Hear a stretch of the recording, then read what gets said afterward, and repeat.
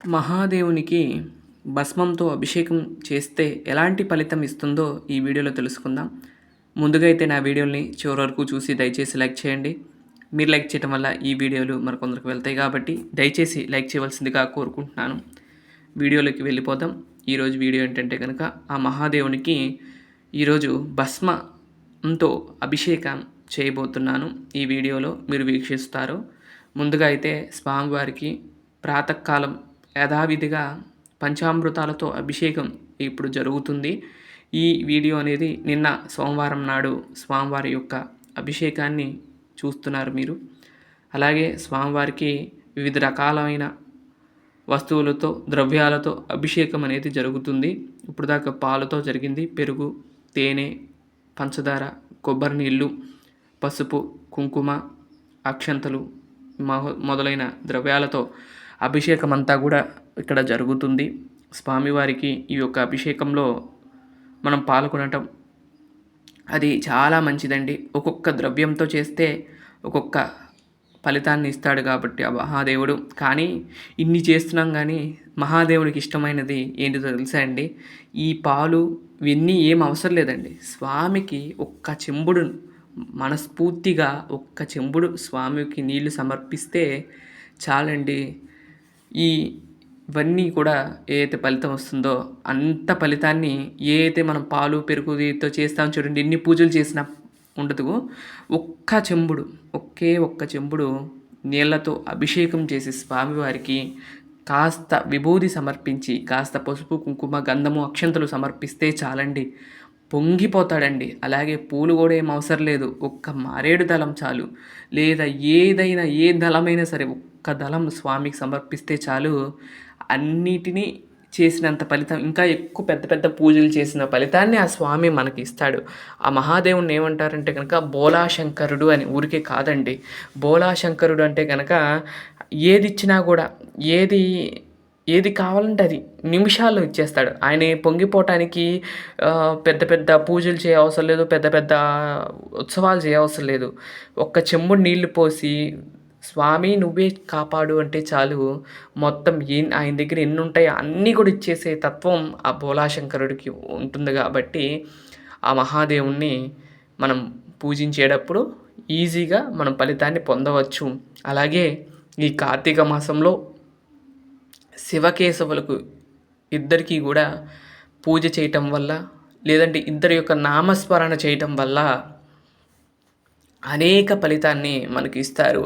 అలాగే మహాదేవుడు ఈ యొక్క కార్తీక మాసంలోనే ఒక చిన్న విషయాన్ని తెలియజేస్తున్నారు మనందరికీ కూడా. శివుడికి కేశవుడికి ఎటువంటి భేదం అయితే మనకి లేదు. నేనైతే అది పాటించను. ఇద్దరికి కూడా నేను పూజ చేస్తాను. ఇద్దరు కూడా నాకైతే ఇష్టమే.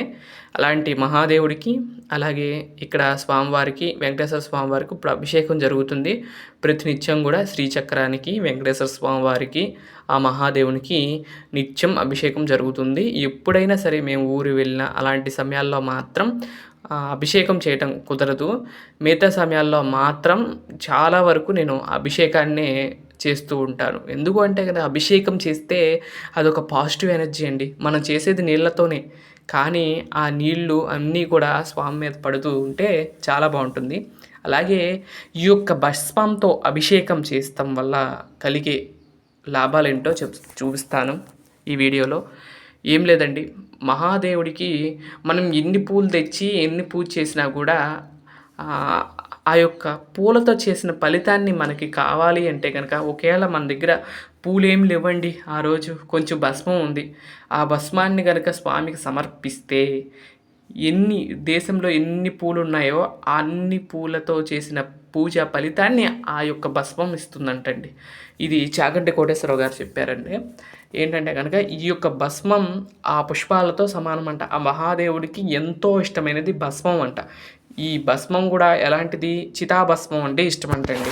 ఎవరైతే మనిషి చనిపోయినాక కాల్చే బూడిద ఉంటుందో ఆ బూడిదతో అభిషేకం చేస్తే మహాదేవునికి ఎంతో ఇష్టమంటండి.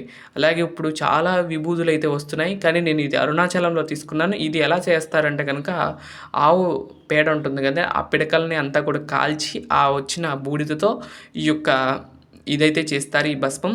ఈ యొక్క భస్మ హారతి లేదా భస్మంతో చేసిన అభిషేకాన్ని వీక్షించటం వల్ల లక్ష్మీప్రదం ఉంటుంది.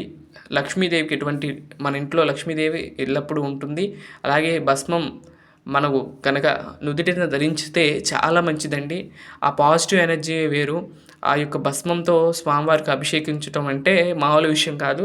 ఈ కార్తీక 2వ సోమవారం సందర్భంగా మహాదేవునికి భస్మంతో అభిషేకం అయితే జరిగింది. అభిషేకం అంతా కూడా పూర్తయిన తర్వాత అలంకరణ ఇచ్చాను. ఈ భస్మాన్ని రేపు ఉదయం దాకా స్వామివారు ఈ యొక్క భస్మంలోనే ఉంటారండి. ఒక్కొక్క వారం ఒక్కొక్క ద్రవ్యంతో అభిషేకం చేస్తూ ఉంటాను. ఈ సోమవారం స్వామివారికి ఈ యొక్క భస్మంతో అభిషేకం చేయటం జరిగింది. తర్వాత ధూప దీప నైవేద్యాలన్నీ కూడా సమర్పించి ఆ భస్మ రూపంలో ఉన్న మహాదేవుని దర్శనం చేసుకోండి. అనేక శుభ ఫలితాలు మీరు పొందుతారు. ఆ యొక్క లక్ష్మీ కటాక్షం మీ అందరికి కూడా ఉంటుంది. ఆ భస్మాన్ని ధరించండి. ఆ భస్మాన్ని మీరు కూడా ఇంట్లో శివలింగం ఉంటే చక్కగా భస్మాన్ని సమర్పించి ఆ భస్మాన్ని మీరు కూడా నుదుటిని ధరించండి. ఆ స్వామివారి యొక్క ఆశీస్సులు మీరందరూ కూడా పొందుతారని నేను మనస్ఫూర్తిగా కోరుకుంటున్నాను. ఈ విధంగా మహాదేవునికి నిన్న కార్తీక సోమవారం సందర్భంగా ఈ యొక్క పూజా కార్యక్రమాలు అయితే నిర్వర్తించడం జరిగింది. ఆ భస్మాన్ని నేనేం చేస్తానంటే కనుక అది పక్కకు తీసి ఎప్పుడు రోజువారీ పెట్టుకోవడానికి కొంచెం తీసుకుంటాను. మిగతాది కొంచెం కృష్ణలో కలిపేసేస్తానండి. మనం ఎంత చేసినా కూడా మనకు అవసరమైన మాత్రకే తీసుకోండి. ఎక్కువ తీసుకున్నా మళ్ళీ అది పాడైపోయే ఛాన్స్ ఉంటుంది కాబట్టి మనకి ఎంత కావాలో అంతే తీసుకుని మిగతాదంతా కూడా కృష్ణలో కలపండి. చాలా మంచిది. ఆ కృష్ణా నది కూడా పొంగిపోతుంది. ఆ యొక్క మహాదేవుడి యొక్క నిర్మాల్యాన్ని తీసుకోవటం వల్ల చాలా పుణ్యం కలుగుతుంది కాబట్టి ఆ యొక్క విషయాన్ని గమనించండి. ఇదండి ఈరోజు వీడియో. మరొక మంచి వీడియోతో రేపటి వీడియోలో కలుస్తాను. అంతవరకు సెలవు.